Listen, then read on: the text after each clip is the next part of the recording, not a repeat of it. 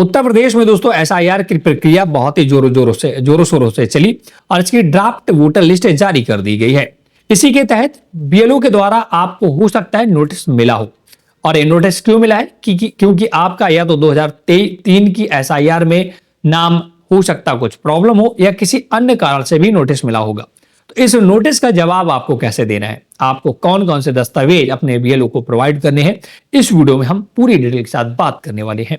तो सबसे पहले अगर आपने चैनल हेल्प हिंदी को सब्सक्राइब नहीं किया है ऐसे अपडेटेड वीडियो पाने के लिए तो आप जरूर कर लें और साथ साथ इस वीडियो को लाइक शेयर जरूर करते हैं। तो चलिए पूरे डिटेल के लिए हम आपको उस नोटिस के तहत जो भी दस्तावेज आपको प्रोवाइड करने हैं अपने बीएलओ को, उन दस्तावेजों का पूरा सूची आपको दिखा देते हैं कि किस व्यक्ति को कौन सा दस्तावेज अपने बीएलओ को देना है। तो देख सकते हैं दोस्तों मेरे पास दोस्तों एसआईआर से जुड़ी जरूरी जानकारी ये सारे 11 डॉक्यूमेंट्स है। अगर आपके पास नोटिस आया है तो आपको दोस्तों इन 11 डॉक्यूमेंट्स में कुछ एक डॉक्यूमेंट देना होगा।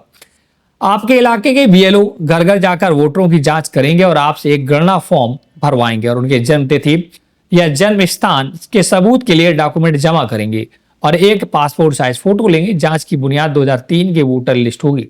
बीएलओ आपके पास इलाके की 2003 के वोटर लिस्ट लेकर आएंगे। जांच के लिए वोटर को 4 हिस्सों में बांटा गया है। अब देखिए 4 हिस्सों में कौन कौन बांटे गए, 4 कैटेगरी में बताया गया था।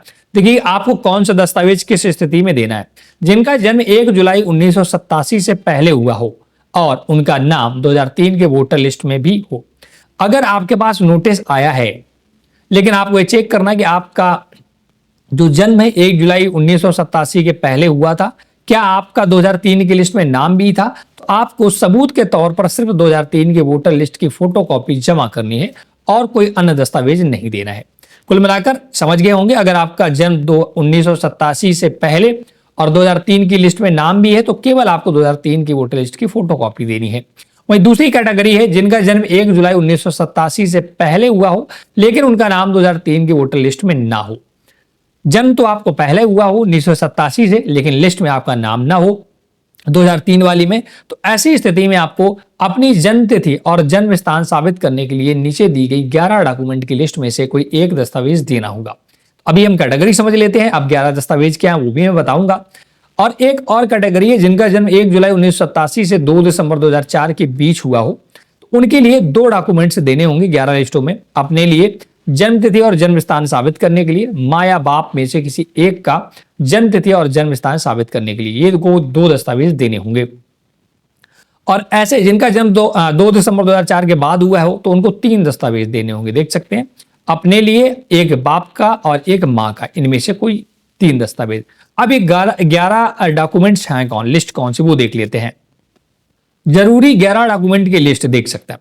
या तो आप अपना जन्म प्रमाण पत्र बर्थ सर्टिफिकेट दे सकते हैं, पासपोर्ट दे सकते हैं, जात प्रमाण पत्र जैसे OBC SC ST caste certificate दे सकते हैं, मूल निवास प्रमाण पत्र भी दे सकते हैं, डोमिसाइल सर्टिफिकेट, 10वीं या कोई और कॉलेज यूनिवर्सिटी से जारी पढ़ाई का सर्टिफिकेट, परिवार रजिस्टर की नकल, सरकार द्वारा दी गई जमीन या मकान के कागजात, 1 जुलाई 1987 से पहले सरकार द्वारा जारी कोई भी पहचान पत्र या सर्टिफिकेट, ठीक है, सरकारी नौकरी का पहचान पत्र या पेंशन का कागज, वन अधिकार प्रमाण पत्र, राष्ट्रीय नागरिक रजिस्टर। इन 11 डॉक्यूमेंट में से दोस्तों आप कोई एक देना होगा, लेकिन वो डिपेंड करेगा आप किस कैटेगरी में है। अगर आप पहली कैटेगरी में है तो आपको 1 डॉक्यूमेंट देना है, दूसरी कैटेगरी में है तो आपको भी एक ही 2 डॉक्यूमेंट देने हैं, और तीसरे में 3 और चौथे में भी 3 ही देने हैं।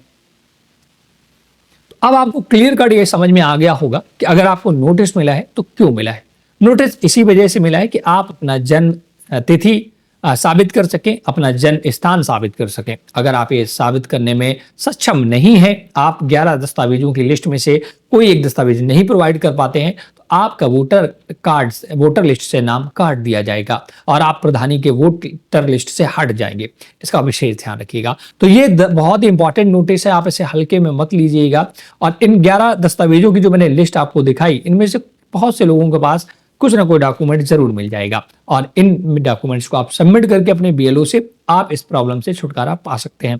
तो मैं आशा करता हूं कि आपको ये वीडियो पसंद आया होगा। वीडियो अगर आपको पसंद आया है तो प्लीज वीडियो को लाइक शेयर जरूर कर दें। अगर आपको एसआईआर प्रक्रिया उत्तर प्रदेश की से किसी भी प्रकार की समस्या है, आपका कोई डाउट है, तो आप हमें कमेंट करके पूछ सकते हैं। मैं आपकी पूरी हेल्प करूंगा। हालांकि सरकार ने भी हेल्पलाइन नंबर जारी किया है, जो आपको 1950 पर कॉल करके भी जानकारी ले सकते हैं, या तो आप अपने बीएलओ से ही डायरेक्ट संपर्क कर सकते हैं।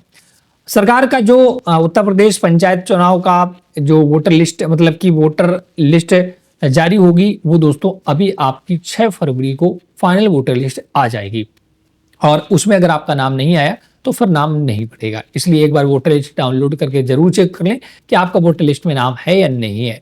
डाउनलोड करने की प्रक्रिया मैं ऑलरेडी पहले बता चुका हूं। अगर आपको नोटिस मिला है तो आप अपने बीएलओ या 1950 पर कॉल करके और अधिक जानकारी ले सकते हैं। इस वीडियो में इतना ही। Thanks for watching.